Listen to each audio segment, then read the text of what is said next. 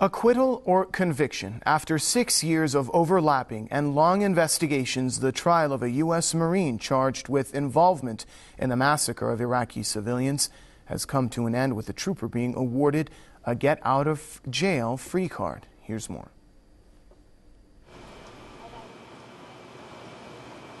On Monday, a U.S. military court spared Staff Sergeant Frank Wuterich from jail time.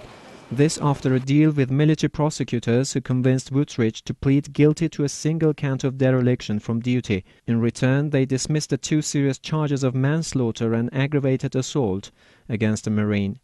The judge even spared Wuterich of a pay cut and only demoted him to the rank of private. The sentence has triggered outrage among Iraqis. Relatives of the victims of the massacre Wuterich is involved in say the ruling is an assault on the blood of Iraqis. They have pledged to appeal the verdict at a U.S. court. I was expecting that the American judiciary would sentence this person to life in prison, and he should appear and confess in front of the whole world that he committed this crime. Even in the U.S., analysts describe the verdict as a disgrace. They say it is further proof of that America is not the land of freedom and democracy as it is portrayed.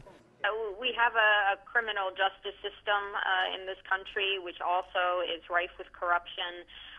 Basically, the underlying message is that the United States of America is not the beacon on a hill of freedom and democracy that we like to portray ourselves as.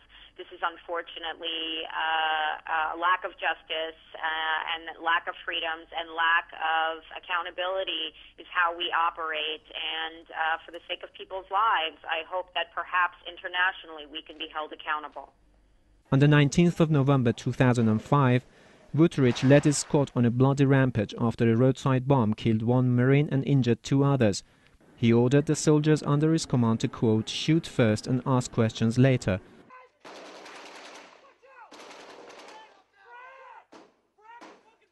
"24 Iraqi civilians, including women and children, died on that order." What was the reaction of the U.S. military then?